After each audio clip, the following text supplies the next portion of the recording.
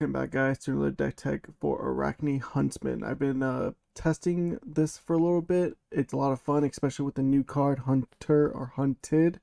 So with the new set coming out next week, I am looking forward to giving the good old Arachne Huntsman a try and see if he's actually competitive. So last Friday, Armory, I went 3-0 with this list minus Hunter Hunted. Just take the Hunter Hunteds out, and I had two Razor's Edges because I don't have Justin Nix, and another blue, and it did really well. I fatigued all three of my opponents. My last opponent was Victor, and I killed him with a Regicide, which was pretty cool.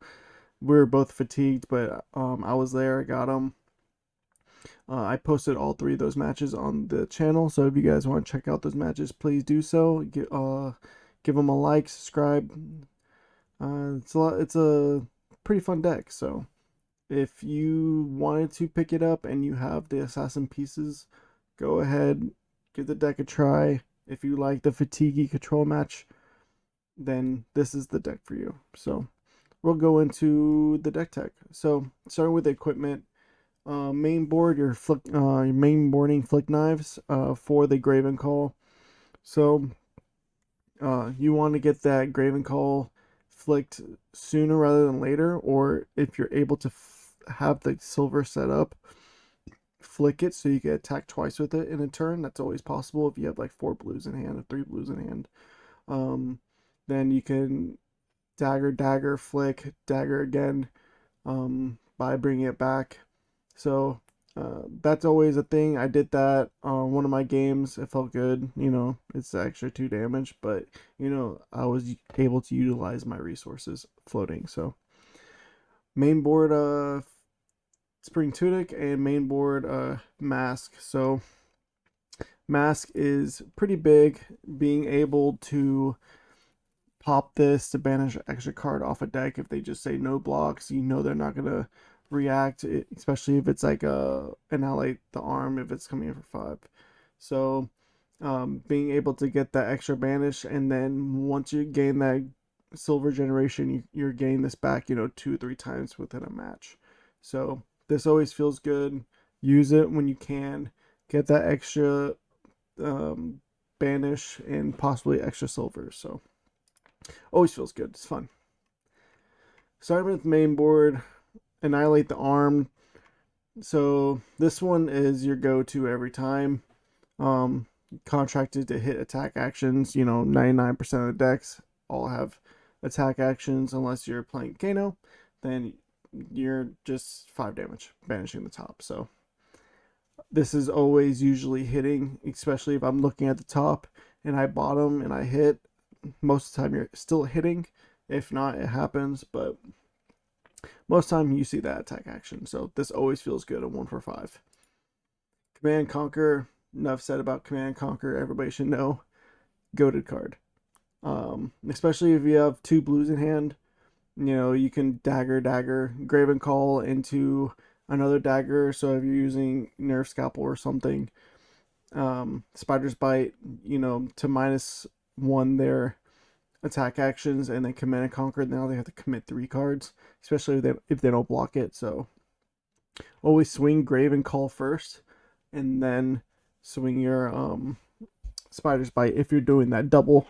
If not, if it's just 1 dagger, then swing your Spider's Bite, because they usually never block it, and then they see CNC and they're like, oh shit, now I have to block with my non-attack actions.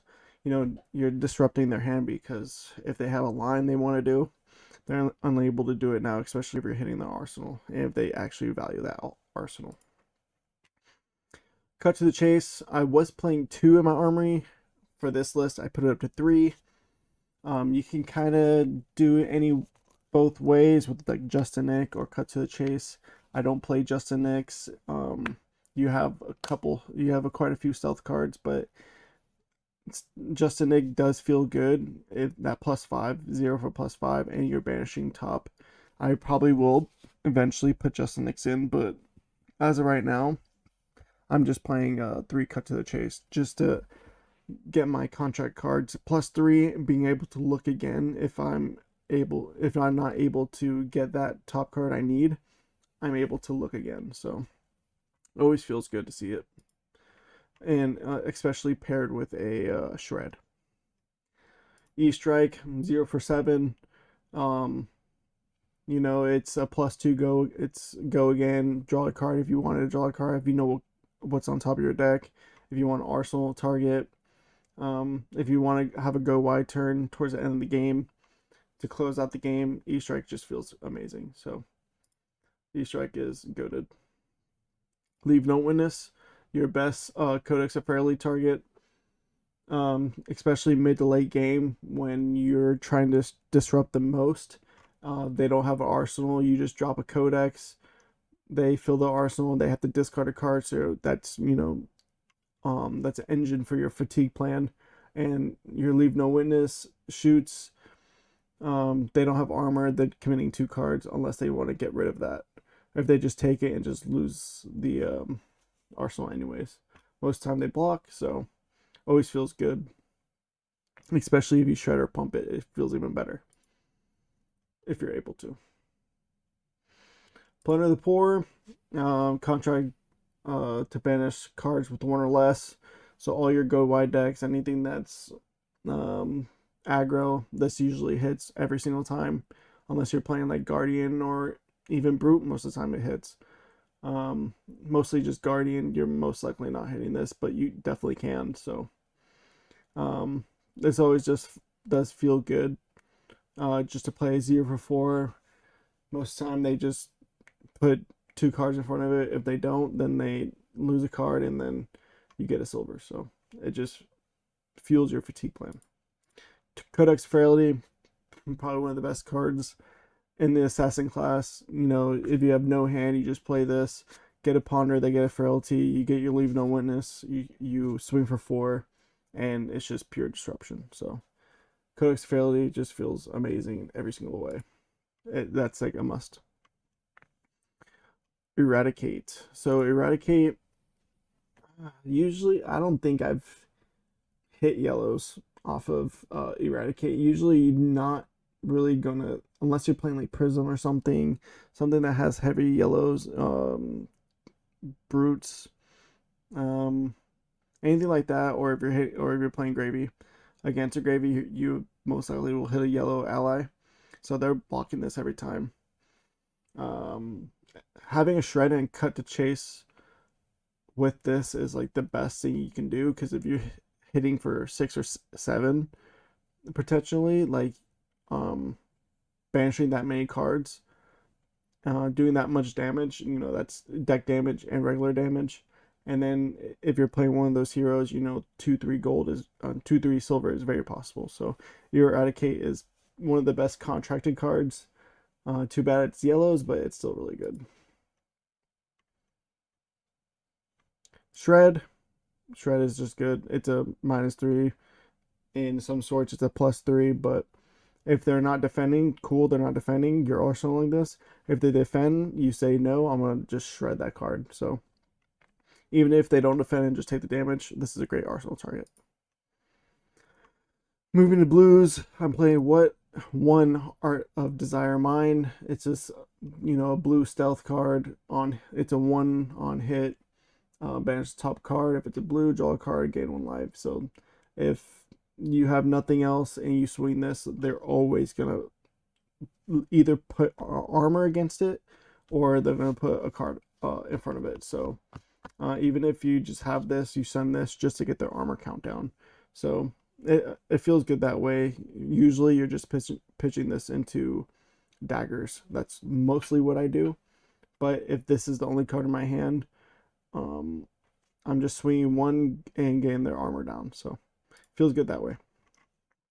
Bondage Attraction, same thing. It's good against Gravy. If you want to swing this, they have to block this, because you're going to be banishing stuff from their graveyard. So been toying around playing reds, but I'm not playing reds. I'm just going to stick to the blues.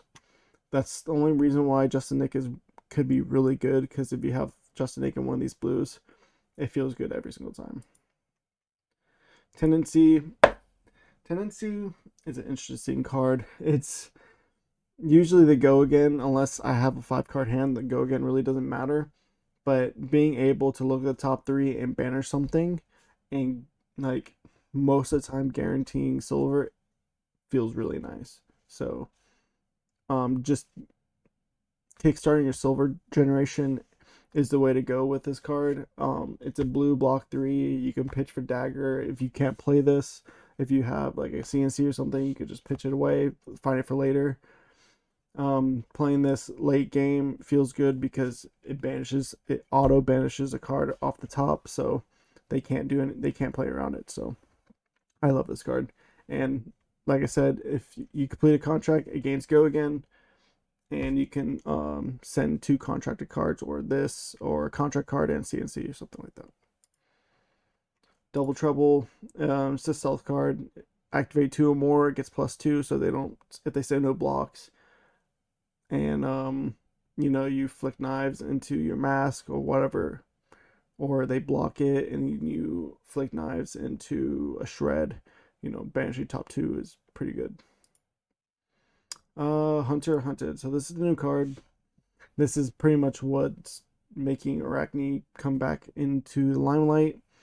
Being able to defend for 4. It costs 3, but it costs 3 for a reason, because you're shredding their deck. You're gonna play this as defense reaction. You're gonna look at the top card. You're gonna know the top card, so you're gonna be able to name that top card. You get to reveal the top card of their deck if it's the name card, which it will be, unless you're playing Gravy or unless you're playing like Dio or something where they can they can play the card if they're able to, or they can, if Gravy doesn't have gold, then he can't do anything. You can search their hand, deck, and arsenal for up to 3 copies of this card and banish them. So up to 3 copies. So you're looking at their hand, so you know what they're doing, if they're going to continue the turn. You're going through their deck to see what's in their deck, and then you're actually hitting their arsenal too. So if that card's in the arsenal, you just, like, let's say arsenal and hand, you just ripped 2 cards from their turn. If it's in arsenal, you hit their arsenal, that's great. All these things are just awesome. And then you're contracted to banish those cards. So if you hit 3, that's 3 silver. If you only hit 2, that's 2 silver. You're guaranteed at least 1 silver off of this. If not, guaranteed every time 2 to 3. So that's really good. It gets a piece of armor back. It gets your Graven Call back. So seeing this early is like very pivotal. And especially if you hit your opponent's like really good cards, like if you hit like a Conquer the High Seas or something like that, or if you hit a Chum, like that can be actually crazy. So just for a Gravy standpoint. Or if you hit more now Florian, if you hit their Germinate, their anti-fatigue is done because it's banished. Persuasive Prognosis, another still one that they have to block because they don't want to banish a card from hand. So if you're able to pump this, or if you're able to shred, if you have like 2 shreds, another reason why I probably should play Justin Nick. So if you're playing Justin Nick's, I don't blame you. Play 2 to 3. I probably wouldn't play 3. 2 is probably fine since your stealth cards are only blues.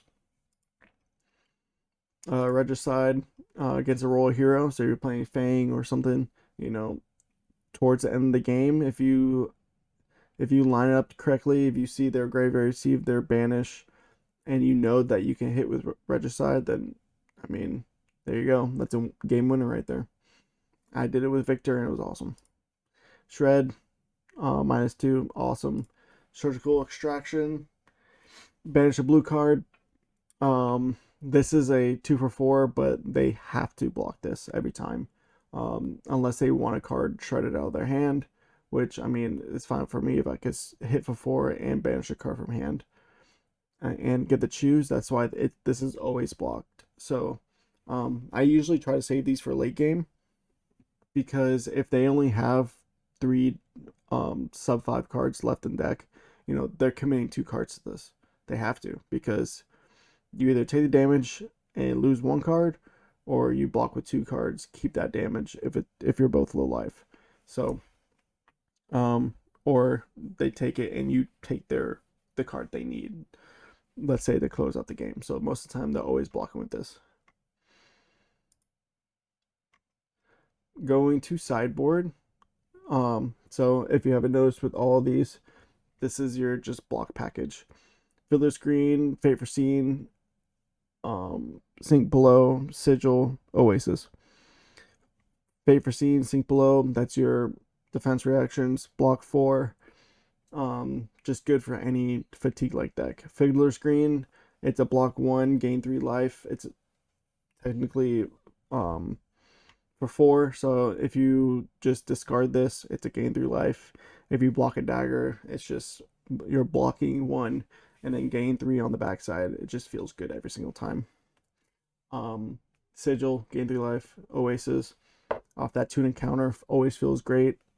Any wizard you're playing, both of these might be up to a 3, but 2 feels fine for right now. 2 Slay the Scholars is kind of like my weird thing I like to play because Florian now. So because of Florian, I'm playing Slay the Scholars because if I see something on top like a Germinate and or anything that they want to play to get that rune chant on generation going, they're not going to want to let that slide. So they're always going to want to block this. So I put in 2 Slay the Scholars just for them to be able to hit those cards if I'm able to pump, or if they're not blocking, or to shred cards out of their hand. 1 Remembrance to shuffle 3 cards back in my deck.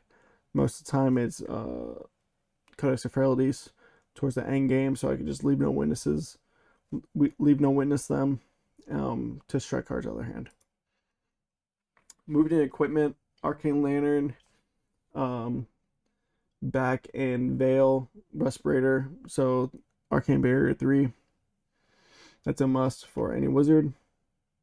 So the only 2 daggers I play are Nerve Scalpel and Spider's Bite as of right now, just because Nerve Scalpel's for the fatigue-like decks, Riptide that likes to play a lot of traps, stuff like that. Any warrior, you're playing Nerve Scalpel. I played at Dorinthia Friday. I posted the video. Nerve Scalpel literally won me the game. Spider's Bite is against any other deck that has a bunch of attack reactions, any aggro. You're playing Spider's Bite. Black Tech Whisperers and Quick Dodge Flexors. If I'm playing against super aggro, I'm playing Quick Dodge Flexors. If I'm playing pretty much anything else, it's always Whisperers, so I can get that. So I can get the go again if I hit, and it just gets me that armor back if I'm able to create a bunch of silver and just keep regenerating armor. I can go over the maybe board a little bit. I really just put all the contract cards. Already did. I really want to play, but it just never feels good. So it's a Azuri card. It'll probably always be a Azuri card, but it is a sweet card. Painted Backside always feels good too, because it's just a 0 for 3 go again, and I can hit them with the dagger.